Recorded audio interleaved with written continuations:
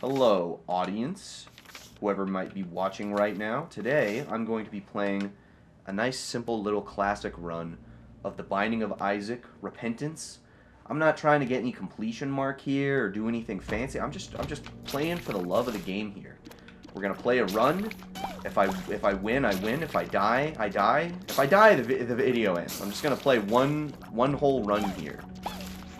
I haven't gotten all the completion marks in this game yet, but I'm kind of a little sick of the grind of doing it, because all I have left are, like, tainted characters, and the tainted characters are honestly kind of a mixed bag, whether I hate them or not, so it's actually kind of nice just to be back in the saddle, just playing as my boy, playing as classic Isaac. At my work, I work like a corporate office slacker type job, and I have Flash Isaac downloaded just on my desktop. I could probably maybe download Repentance on my desktop, but then I have to, like, ask, like, an IT admin to do it, because my work is all sealed up like that, and it's probably not even that big of a deal to ask. I'm sure that they're not going to be, oh, what, you're not, like, slacking off, are you? It's probably not that big of a deal, but it's just, you know, I don't want to do it. But so, I honestly, because of that, I actually kind of play more Flash Isaac than I do Repentance, which I love way more, of course. Belly button, eh? I suppose. This lets me... Oh, actually, that's just like getting a fucking item, dude. That's just getting, like, a good item. That's probably the best belly button outcome that you could actually hope for. Which I guess in the real world would just be having an innie. Audi, do people still have Audi belly buttons? I feel like this might be some fake bullshit that I read online, but ooh, I can hold 2 of these, alright? Fuck yeah, dude, that's awesome. I feel like I read online that, like, having an Audi belly button is a practice that doesn't exist anymore. Like, doctors eventually just figured out that, like, oh, some innies are just easier to tie, something like that. I don't know. That might be made up. I do feel like I see Audis less. Not that I'm really in a position to be looking at a lot of people's belly buttons all that often. I can't say it's exactly a part of the body that I admire all that often. But I do have to say, if I had to have a choice, if I had to have a say, and whether or not I had an innie or outie, or whether or not, say, my children had innie or outies, I'd definitely go with an innie. An outie it's kind of weird. It's, you know, an appendage. I don't want an appendage, an extra appendage, a little nubby node that pokes out of me, something that protrudes. I feel like that's not really a part of your body that you want a protrusion coming out of, is your stomach. That's a little awkward. I'm sure it's not that big of a deal, though. I can't say that it's something I really pay all that much attention to, but it would be kind of cool if, like, you know, the eye chart, like you know, A10, T50 type stuff, which is 100% true, by the way, but it'd be kind of funny if there was something like that, but for belly buttons. Like, if you have a super damn, dude, I'm getting my ass beat in this room. What the fuck? Kind of snapped me out of my little belly button rant there. I felt like I was really cooking with that. We were doing the belly button cast, and I was giving really all my hot takes. It would be really funny if, with all this, like, song and dance and this whole belly button rant, if I just died on floor 2, because I'm not concentrating on the game. I'm concentrating on belly buttons. I'm concentrating on protrusions, little stomach protrusions. You know, I've always been somebody that just kind of defaults to the word stomach when focusing on, like, the abdominal region, I guess you might call it. I've never liked the word belly or tummy. I don't. They both just sound too infantile. I've always just said stomach, even as far back as being like 6 years old. I would never say belly or tummy. It was always stomach. Stomach just felt like, yeah, this is. Ooh, I'm actually gonna save the dice charge, and we're just gonna pay. We're gonna do a little gambling. That's infestation. This one's not. This one's okay. If I mean, I do still have 5 coins to gamble with, so I'm kind of feeling a little. I'm kind of feeling my oats here. I should have taken infestation. Yeah, definitely should have taken infestation. Definitely should have taken infestation. Okay, whatever. I'm probably not gonna get another charge on this floor. Also, I did kind of fuck myself out of going in the arcade with my. I don't know. I feel like greed isn't. Oh fuck! I'm gonna die in this room. Okay. What was the last item? Was it Montezuma's Revenge? Or wait, no, that's Butt Bombs, not Montezuma's Revenge. Montezuma's Revenge actually sucks, the item. I assume the roller coaster is actually pretty fun. But yeah, this is Butt Bombs, that's good. So Montezuma's Revenge, right? That's a roller coaster at Knott's Berry Farms, and it seems like it's a really fun roller coaster. I've only been to Knott's Berry Farms once in my life, and when I was there, Montezuma's Revenge was totally closed, which kind of broke my heart, because I do feel like that's a coaster that I would really jibe with. Closed for. Oh shit. Okay. I always fuck it, dude. I've been playing The Binding of Isaac. Hey, asshole! I needed that. That's okay. I still have enough charges. What was that? That fucker interrupt. I had a cool roller coaster conversation that was in the chamber there, and this fucker interrupted it. In fact, I'm actually just gonna use the tarot card here. I don't need to deal with 2 flies at the same time. That's one fly too many. All right, I'm trying to concentrate on a cool roller coaster topic of conversation, and I can't be flied. I can't be busy swatting away red, meaty, juicy flies when I'm trying to talk about Montezuma's Revenge, the roller coaster. It's probably doesn't actually go much further than that, but really it's just. Yeah, I wanted to go on Montezuma's Revenge. It seemed like a cool roller coaster, and it was under construction. They had another. Oh, what was it? There's another roller coaster at Knott's Berry Farms. It's also like a popular one. The name isn't nearly as cool though, so I can't remember what it was called. But it was also closed for construction. It's called it's like the Accelerator. I think it's called the Accelerator. Yeah, and it kind of didn't seem so dissimilar from the premise of Montezuma's Revenge. In fact, I think, just my experience with just the name Montezuma, I don't even think, like, the historical figure, which I believe is what Montezuma is. I believe that's a god of some sort? Is that an Aztecian god? I gotta tell you, I feel like I'm actually kind of well-versed in, like, I don't know. I don't think you would call that anthropology. I don't know if you would call that history. I guess probably anthropology. No, that's not.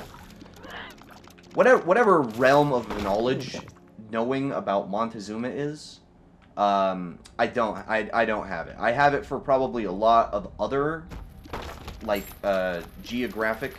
What am I talking about now? All right, new topic of conversation. Okay, so I just bought cameras yesterday. I bought 2 cameras yesterday. It's actually becoming a little bit of a problem. I actually spent $350 on, like, just on film shit yesterday, and by film I mean like actual like celluloid film. First, I paid $150 to have 2 canister. I guess you wouldn't call it canister. 2 reels, 2 rolls, 2 cartridges. Maybe cartridges is what I'm looking for. 2 cartridges of Super 8 film developed, and then after that, I needed to replace my like photographic film camera. Dude, I can't get a soul. Have I even picked up 1 soul heart in this entire run? I don't think I actually have. That sucks. But yeah, so I did need a new film camera because I used to have a Pentax ZX10 and it just kind of died on me, which unfortunately it's kind of an inevitability. All right, a little too late on the soul heart. I got to tell you. A little too late. I needed that like 30 seconds ago, pal. But yeah, I mean, I love old, like, vintage film cameras. I think that's actually, they're some of, like, the coolest just machines in the world to me. But, unfortunately, it does just kind of come with the turf where if you like cool 80s retro technology, you have to contend with the shitty manufacturing of 80s retro technology, which ultimately I think they're actually well manufactured, but I think it's kind of just the nature of the beast that like a celluloid film camera is a sort of fickle machine. I mean, just anything that just operates like on a mechanical motor that just like, you know, is just meant to have celluloid pass through it, but that also can, you know, fit in a compact space.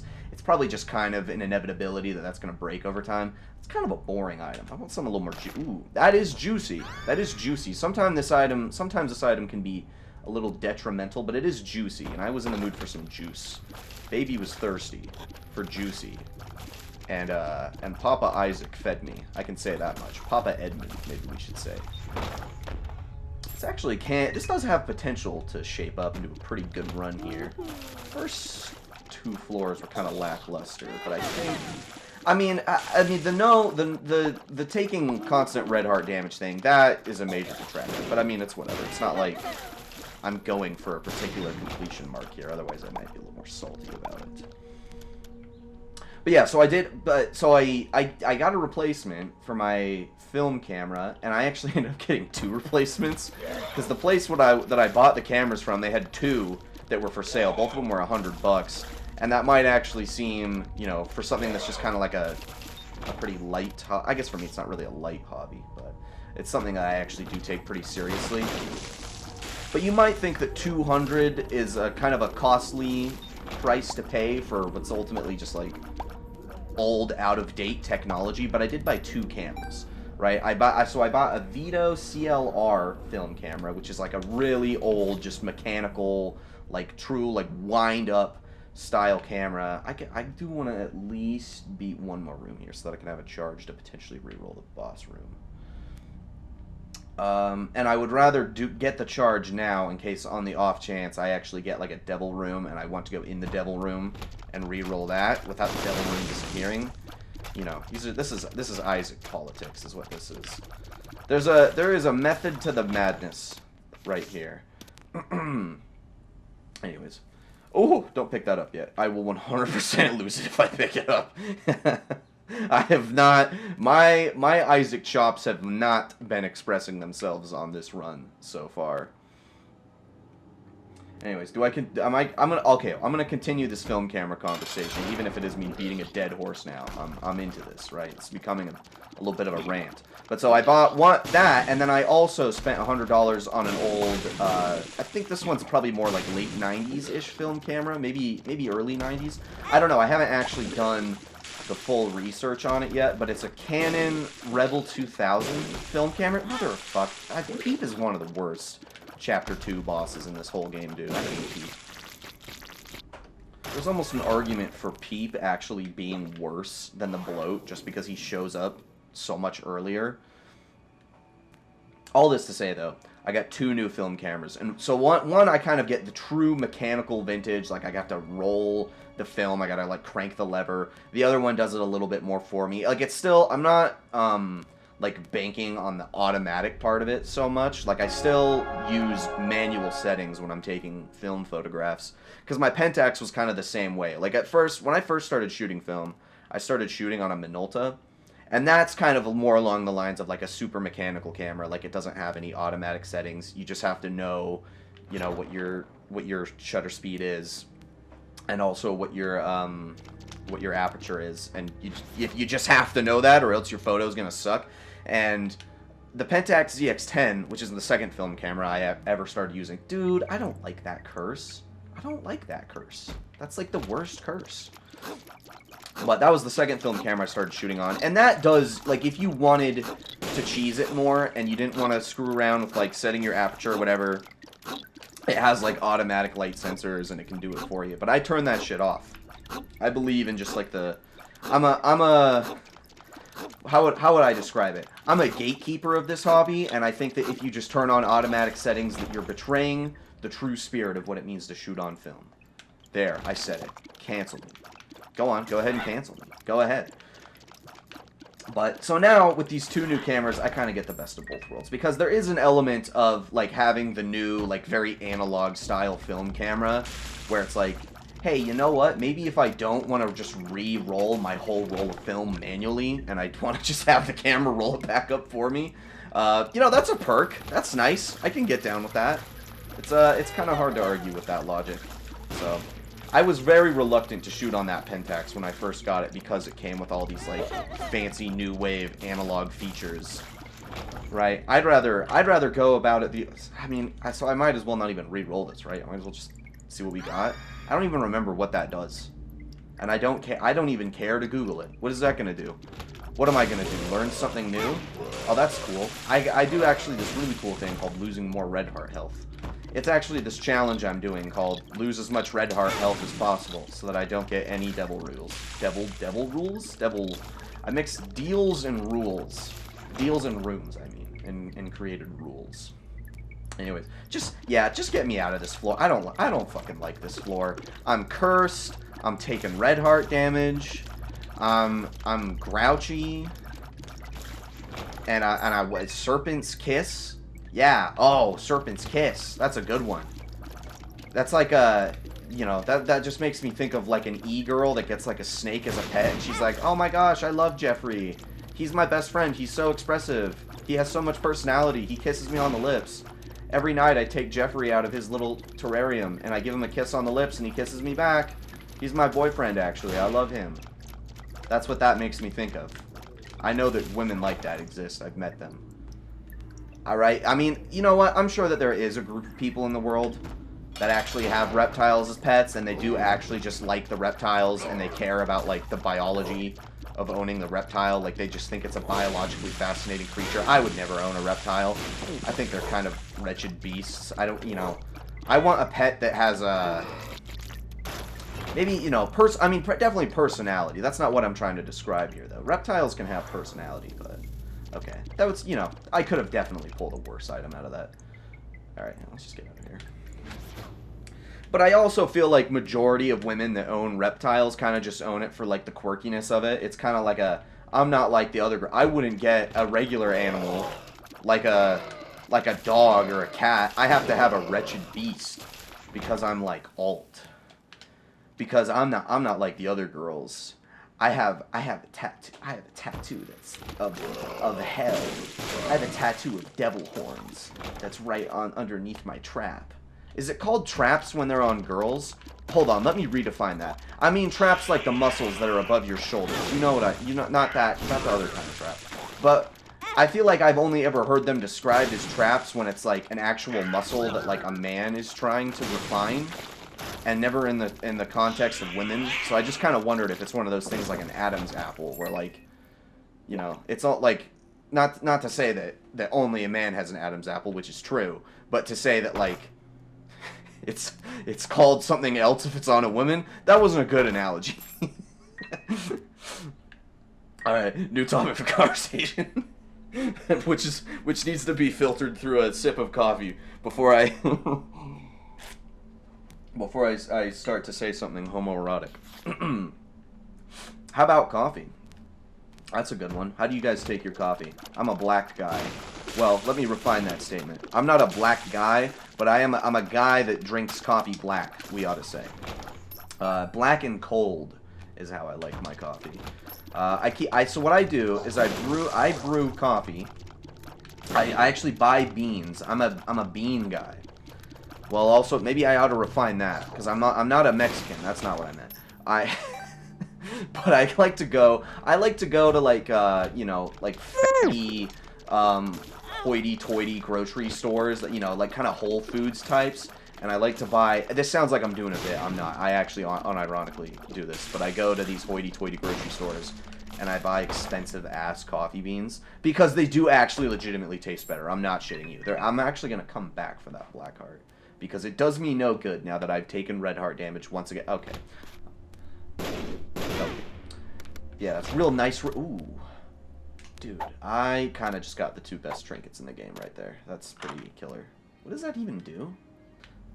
Pass. Yeah, it's okay. We'll just blow up the machine. Okay, the upside is this does give me 5 bombs if I pick it up, so I'll at least pick it up and then re-roll it. How about that? Huh. Well, that's interesting. I'll keep that in mind, but I would probably prefer to reroll that as well. Anyways, but yes, I go and buy fancy coffee beans because they do actually taste better, and I like to buy the beans rather than just the grounds because I feel like I'm a little chef when I grind them up myself. It makes me feel fancy. But I grind them up, and yo, that was some cash money, dog. And then I put it in the fridge. All right, I always make coffee the night before, put it in the fridge so that it cools overnight, because I legitimately think that like black coffee just tastes better when it's cold. I feel like I can taste all the like the bitter and like the earthy notes more. I feel like it's a better beverage. I feel like a lot of people actually, this is a little secret conspiracy of mine. I'm gonna go and also clear out a couple more rooms so I can reroll that boss item if I want. Also, because I probably will want to reroll the prayer card as well after. Ooh, should I give this bro some money? Probably not. I think I should actually kill him instead. Oops. There you go. Have a little coin. Have a little coin as some pity before I kill you. Also, I see that marked rock. Okay, I will also pick that up before going to the next floor, but it does me not really a whole lot of good right now. But this is a little conspiracy I have. But there are people that drink their coffee like so scalding, boiling hot, and even if they're drinking it black, my theory is that these people just don't actually like coffee. Because when coffee is like too hot like that, you can't even taste it. You just taste heat. You just taste burning in your mouth. Burning gums is what that tastes like. And so, I actually enjoy coffee, and I want to fully experience the flavor of it, and I feel like it just legitimately tastes better when it's cold. I'm also just not really a warm beverage guy, to be frank. I guess I can kind of get down with a hot chocolate, but even then, I feel like the only reason I've never drinking a cold chocolate is just because it doesn't exist, you know?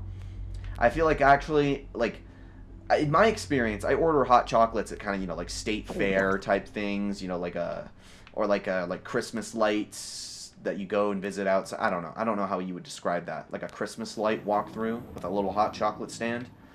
And I honestly feel like even in the middle of winter, is this Mom? This isn't Mom. Yeah, this isn't Mom. Even in the middle of winter, if there was a cold chocolate option, I would probably take the cold chocolate option. I'd probably rather buy that than a hot chocolate. I'd probably enjoy it more. I bet. Fuck off. You'd actually probably taste the chocolate better. This is kind of niche. This is esoteric knowledge here.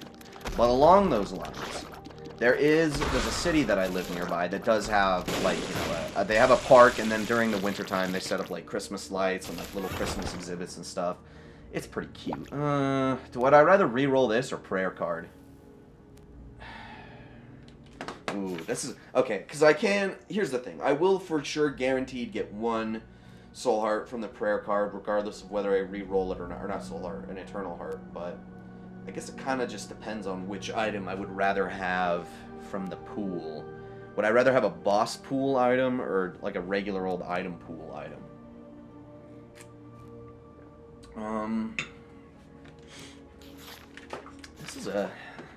This is a very good question. Boss pool items are more likely to just give me straight stats, so I'm probably yeah, that was retarded.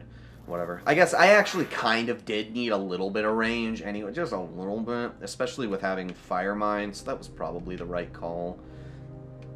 I'm actually going to go and pick up the Soul Heart first. It's down here, just because I know there's a slight chance I might get hit on the spikes. And I don't want to actually... It would be a really, really bad way to lose an Eternal Heart. Just because I've clearly not been playing on my A game today, and so I have to take this into consideration when factoring in further lines of inquiry. But yeah, I'll buy these. Yeah, that's a banger. Ooh, I can't buy both of them. I would rather buy the Soul Heart though. Anyways, oh yeah, but okay, so there's like a Christmas light stand that happens in a city that's nearby me. It's very nice. And then during the winter, there just happens to be like a little snack bar. The snack bar is actually set up all year, and you can go buy like lemonade from it or whatever. I think I think the snack bar is technically owned by the city, but I believe residents can pay a little fee and like run briefly their own little like snack bar business, right? But it's usually a place where you can go buy like lemonade, soda pop, shit like that. But during the winter, they frequently sell hot chocolate, and it's easily the best hot chocolate I've ever had in my life. Like, no question about it. It's so funny just to say that about like just some little niche stand that you can like rent out. But it's easily the best chocolate. I'm not gonna say what city it is either, because I don't, you know, I don't want my millions of fans here to go and. Oh, hold on, I gotta stop talking for a second. Lock in. I was getting a little intense, but I don't want, you know, people to go to this hot chocolate stand and start marking up the prices by buying up all this hot chocolate. I don't want hot chocolate inflation on my favorite stand. I gotta keep it a secret for my own sake. But yeah, that's maybe the one hot beverage that I can F with is hot chocolate. I kind of like tea too. I have been getting a little bit more into tea. But the tea, you know, and it's the same with tea though. I'd probably enjoy tea if it was cold, but I do feel like it just brews better hot. I actually, the only yeah, you know, I will spend 2 keys on that. I think the only reason I actually even drink tea is because sometimes when nightfall comes and I want a beverage, but I don't just want water, but the alternative is like coffee, which I don't want to drink, so keep me awake, or alcohol, which I don't want to drink because, you know, because as I get older, I just kind of enjoy like casual drinking less and less. It's funny because I'm only 24, and it's really funny to only be of like legal drinking age for like 3 years and be like, you know what, I'm kind of done with this. But I do kind of feel like that is the way of it though. I don't think I'm alone in that. I think I consistently hear from more and more people my age that were kind of like big drinkers at like 20, 21. Ooh, yeah, this guy has to die, methinks. Yeah, that was a worthy kill. That was a worthy kill. But yeah, I think it's kind of like I heard this you know, they say that the quality of sleep you get kind of ultimately decides like how long and healthy of a life you live. And the thing about drinking is you know, drinking is unhealthy. It is ultimately like a poison. But the more unhealthy thing about like constantly drinking isn't even necessarily that, you know, the health effects that it has on your liver or whatever, but it's just that it makes you sleep shittier. Like the kind of sleep that you get from passing out blackout drunk is not like healthy sleep. It's not, ooh, lucky penny. It's not good sleep. Even if it does actually put you to sleep. And you know, so in many ways, damn. Oh, dude, expert dodging on my part in this room. I might be getting back in the groove of things. I mean, knock on wood, though. Also, where's the fucking item room? I gotta re-roll it now before this. I guess I don't have to actually re-roll the boss. I'm not. Yeah, I don't care about any of those keys or anything. It's not worth it. Anyway, all that to say, I kind of feel like this probably isn't founded in anything scientific. This is just what I think. But I think that in many ways, the most unhealthy thing about drinking frequently is that you just get shitty sleep. And getting shitty sleep just fucks with your health more than, like, any of the actual, like, poison elements of alcohol actually induce upon your body. If that makes sense.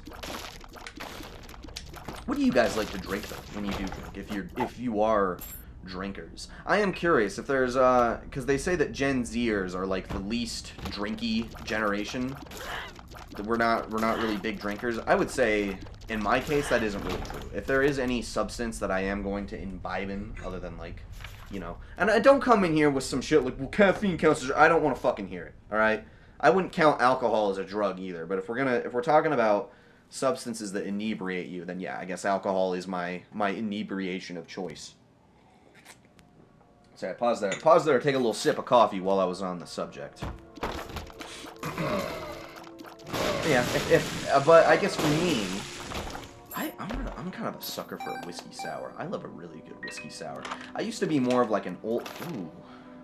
Yeah, I kind of have to take that, right? It is a good item. Yeah, I think that was the right call. I used to be more of like a whiskey old-fashioned kind of guy, and then I would have a whiskey sour just sort of like as an extra like kind of flagrant treat. Like, ooh, if I really want to get something that's fun, you know, that's kind of my equivalent of when like a girl goes to a bar and orders like a something Rita, and it just doesn't even taste like alcohol. It just tastes like, you know, pineapple, coconut, creamy, whatever. That's kind of what a whiskey sour was to me, but now a whiskey sour is kind of more becoming my actual beverage of choice. It's because, you know, it's still got, I mean, I do like it with a pretty good amount of whiskey, in all fairness. I won't deny that. However, I do just like the fruity elements of it. I do just like, I like lemon flavor. And I think it's also a pretty versatile cocktail. I think there's a lot, I think I'm just going straight to the boss now. I think that's the move. But yeah, I think that is a lot that you can add to a whiskey sour. Like, you can crack an egg in it, make it a Boston sour. In fact, I think one of my favorite variations is the New York sour, which is when you like float a little red wine on the top. That does sound like some real alcoholic bullshit, just like, duh, why don't we put wine in the whiskey? But it's actually really good, and it actually works incredibly well with like the lemon and everything. That's actually genius. It definitely was invented by some like brain dead alcoholic moron in the 60s who like beat his wife to death. But truthfully, putting red wine in a whiskey sour, it's life-changing. There's they serve that. They have a New York sour at this airport restaurant that's at my local airport. This is the only airport restaurant I've actually probably ever enjoyed eating at.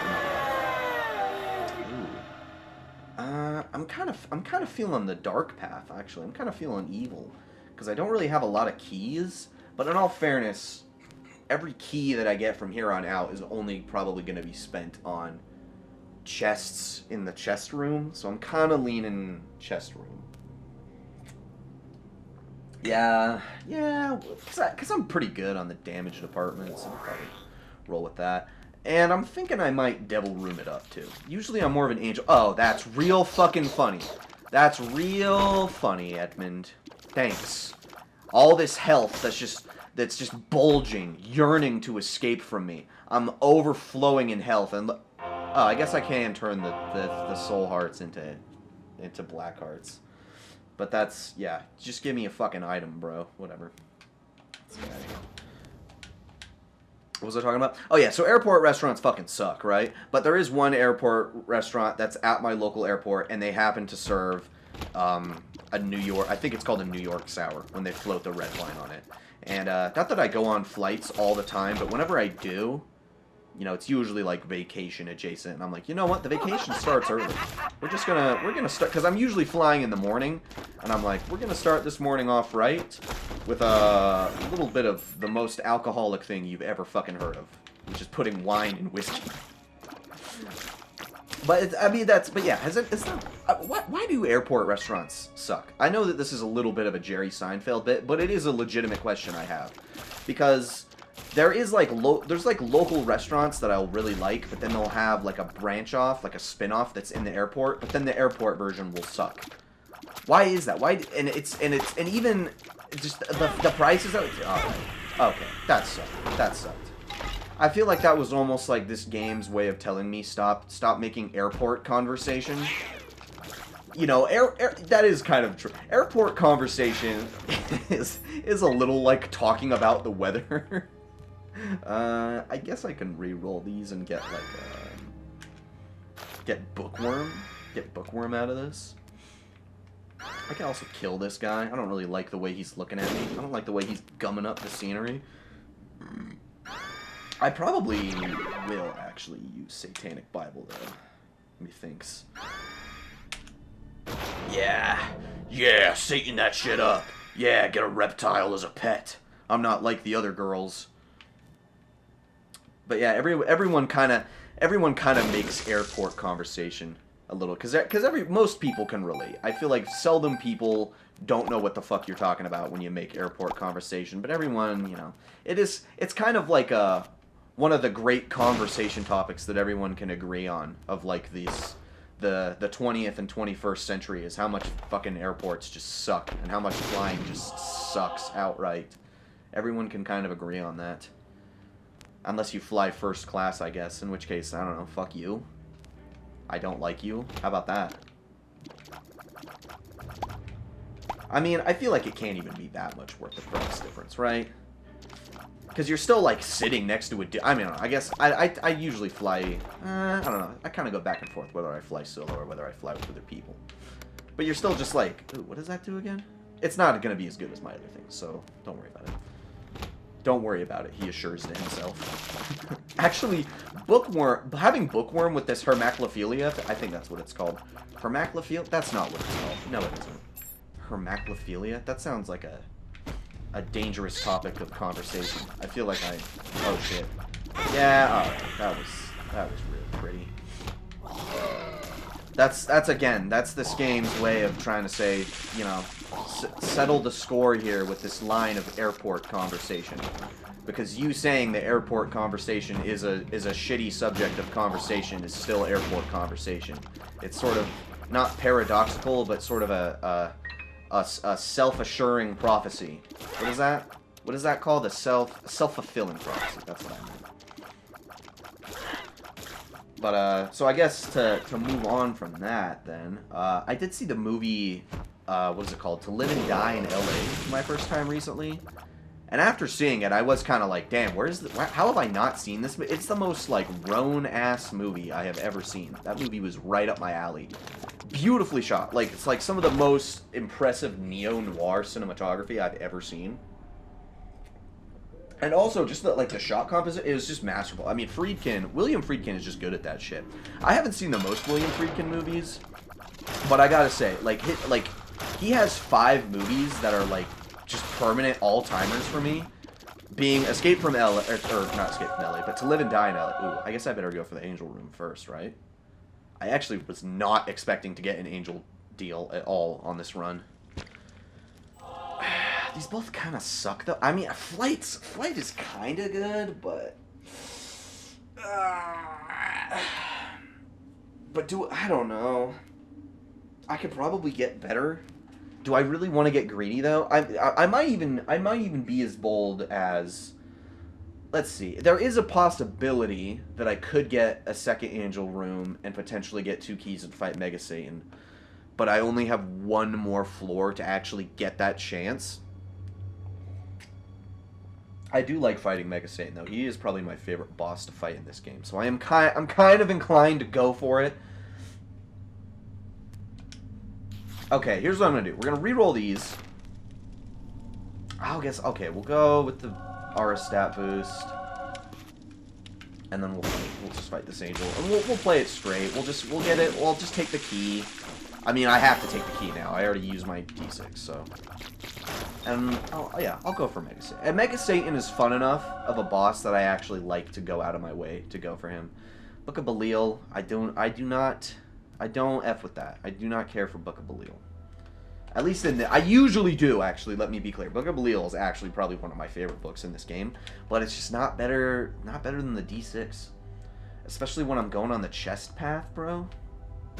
I was gonna be a naughty boy and take the devil path, but I've actually been kind of swayed, and I feel like this is becoming an angel path right now. I have faith. I have great faith that Edmund will bestow upon me a second angel deal here, and he will give me the means to fight Mega Satan. That is gonna get so re-rolled, dude. I'm so excited to re-roll that. Oh, I'm bursting. I'm bursting at the seams. I'm giddy with delight at the prospect of re-rolling that item. It joys me. I'm overjoyed. What was I talking? Oh yeah, William Friedkin movies. Let me list off these 5 Friedkin movies that are just like incredible. Obviously, The Exorcist, and then Sorcerer, Cruising. I really like Cruising. That's a cool ass movie. That's 3. I need to. Okay, To Live and Die in L.A. is 4. There's another one I'm thinking of. What is it? What's the other Friedkin movie? It's like an all-timer. Hold on. Oh, shit. The French Connection, of course. Yeah, The French Connection. How could I forget? Those 5 movies, and there's some other Friedkin movies I've seen I really like. I like, Bug is pretty cool. So is, like, Kane Mutiny Court Martial and The Hunted are also pretty cool movies. Those 3 movies are kind of like a different genre of Friedkin, where they're a bit more like contained, whereas the other 5 I mentioned are a bit more like sprawling, kind of like gritty, they're very noir-esque movies. Like even The Exorcist, there's something about The Exorcist that feels very noir, even though it's funny enough, most of the movie I actually feel like takes place during the day. there's something about kind of the nature of, like, men that walk around cities in suits and talk about, like, God. Not necessarily literally God in the case of most noirs, but just kind of like, you know, how is it that we go about navigating this modern world of ours? I almost feel like that's kind of the true spirit of noir, and I feel like The Exorcist is kind of a little mini noir movie in that sense. That's a cool trinket. Too bad I don't fucking need it, because shops don't exist anymore. Nerd. But yeah, Friedkin's the man. I think I've seen, with all those that I just named, those are the only Friedkin movies I've seen. I think I've seen most of his, like, his most popular movies in that way. I think he did a remake of 12 Angry Men that I haven't seen. Usually I don't care about, you know, when I hear about, like, a Friedkin remake of 12 Angry Men, that kind of gives me, like, Gus Van shit. Gus Van shit. Damn it! No! No, my Angel Room chances are all gone. All for a path that led to a pill. A measly little pill that I'm not gonna take. Maybe I should take it. Maybe this is actually... Maybe it's actually like a tears up. Now I kind of hype myself up to do it. Now I kind of want to go take it. Maybe it's a Benadryl. Maybe I'll get really good sleep. That'd be kind of funny if there was a mod for this game that just a pill that you took was like Benadryl, and it spawned a miniature boss called the Hat Man after you took enough of them. That fucking sucked, bro. What? I hated that. I hated that you just did that to me. That really hurt my feel. Okay, see, this is why you don't take pills on the Binding of Isaac. They suck. They suck. I will sacrifice a bomb to get that heart, though. Oh. Oh, well, hello. You know, it's true. I don't actually know how to identify marked rocks as much in this floor. This is the one floor that I'm weakest at identifying marked rocks in. Really the only floor that I'm weak at all in identifying them in. Another thing that interested me, though, about To Live and Die in L.A., I kept accidentally calling it Escape from L.A., which is also kind of secretly a cool movie. But the score is done completely by Wang Chung, and I never really gave much attention to Wang Chung before. Alright, fuck off with that. This is an obnoxious room. Right? I never really... Because I think my only experience of Wang Chung is that one song that I think is their most popular song, the, like, Everybody Have Fun Tonight, and that song sucks. That song just outright sucks. But the score for To Live and Die in L.A. actually kind of convinced me, okay, maybe there are some Wang Chung. How do you say their name? Wang Chung? That's, yeah, Wang Chung. What the fuck is up with that name? I feel like a band whose name is Wang Chung should probably implement more gongs. I feel like that there should be more gong usage. Which boss am I fighting right now? You know, sometimes I play this game and I talk too much, and it actually becomes a detracting point, because then I just forget what floor I'm on. Okay, no, this is second floor. I'm about to fight Mom, or Mom's Heart, or It Lives, whatever it's called. So I am probably gonna go and re-roll that. Should I re-roll that other item? I'll hang on to the battery charge, just in case I get an Angel Room, which I won't, but just in case. You never know, man. I've gotten Angel Rooms on 1% before. It can happen. Sometimes Edwin reaches out and extends his hand when you need but only to take it. And also, I haven't actually taken red heart damage, so there's also that. Wasn't meant to be. It was not meant to be. That's okay. I mean, this is a pretty good run. And a part of that, too, is just because there's actually been a pretty bountiful amount of HP, that Eternal Heart included there. But yeah, I also like it when, oh! That's actually pretty sick. I'm down with that. I mean, it's not to say that this is a requirement for what makes a good movie score for me, but I do kind of miss those old days when a movie score could actually be made by just, like, a rock, not necessarily a rock band, but like a popular band, and they would actually cook up something pretty good. Like, I feel like I can't think of a single example right now. But there's another, like, key 80s example that just eluded me. This isn't really along the same lines, but similarly, I love that in the movie The Goonies, that there's, like, a bunch of original Cyndi Lauper songs. At least I think they're original. I think they're original because I recall on the DVD extras for the Goonies, you can see that there's like music videos. Dude, am I about to fucking die? I'm on the verge of death right now. I gotta. Well, to be fair, the hemo whatever pill that I took. Did I pick up the Eternal Heart? And I like that the game kind of chimed. I'm gonna assume yes. I'm gonna assume that was the game telling me yes, you did pick up the Eternal Heart. I might be perishing on this floor here. It's actually not looking too hot for me. A part of that was a bit of poor judgment on my part in taking that pill. But you know what? Sometimes. Okay, that was pretty nice. That was pretty nice. This game's throwing me a bone. This game isn't totally ready for me to die. It just wants me to, it just really wants me to lock in a bit. I have been playing pretty haphazard, not haphazardly, pretty lazily, pretty, half-heartedly, half-assedly, one might say. It actually is kind of surprising that I've made it this far on this run. Oh, shit! I thought that was my own fire. How am I supposed to keep my fire and their fire straight? It all looks the same to me. It's all fire, bro. Just let me touch fire or don't. Bitch. Okay. Alright.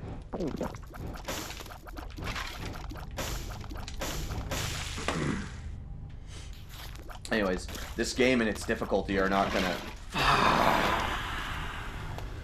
This game and its difficulty and its spite of me is not gonna get me to stop talking about the DVD extras on the Goonies DVD, which include original music videos featuring Cyndi Lauper and the cast of the Goonies. And they're like, it's like, there's actually a music video where like Cyndi Lauper meets the Goonies and is like on a pirate ship with them. It's for the song like Good Enough, I think it's called. Which when I was a kid and I watched the Goonies, I thought she was saying like Goonie Up. Because I was like, this movie's the Goonies. Why, like, isn't that what the song lyrics are? I thought she was saying Goonie Up, which doesn't make sense. Which is better, which is still better than you know, just goon it up, which is actually, that's kind of, I don't know, that's kind of fire lyrics to a song. If we were still in the music video, like the song parody era of YouTube, that would actually be kind of a banger. Is just goon it up. Assuming anyone even knows what the song Good Enough by Cyndi Lauper is. That's a good 80s song, right? I feel like actually a lot of 80s pop music is a little bit overhyped. Like that earlier Wang Chung song I mentioned included, but Good Enough, I mean, excuse me. Cyndi Lauper, I mean, I'm thinking about it now, and I'm like, dude, I gotta get back into Cyndi Lauper. the most annoying music guy you've ever met is like, guys, I've been getting into this like singer, Cyndi Lauper. I don't know if you've ever heard of her, but I'm about to die, dude. Okay, I need to use this card to try and locate a secret room. I don't know what that's gonna do for me, but it's kind of my best chance of survival now. Things are looking pretty bleak here. Okay. I don't know. I know that this room isn't gonna have a bunch of. Oh, thanks. I'll be sure to spend that money on hearts later. Thank you. Thank you, Binding of Isaac game. Thank you, Binding of Isaac Repentance, released in 2021 by Nicalis Games. Developed by Edmund McMillan and Florian Himsel. Thanks for that. Alright, these next couple of floors here are really gonna test my mettle. This is the deciding. It's been a very trinkety run. A lot of trinkets on this run. I am so done with the candle ghosts, bro. The candle ghosts, whatever. That was a pretty. I don't know if it was a good run, but it was a fun run. I enjoyed myself. I said I was gonna play until I died. I did that. This was content. That was 50 minutes of content. That was a good. We talked about Cyndi Lauper. I can't remember much else. I think Cyndi Lauper was the dominant source of conversation there. I think there was a brief Montezuma spin-off there. A brief Cyndi Lauper Montezuma crossover. Yeah, that's pretty good. All right, thank you all.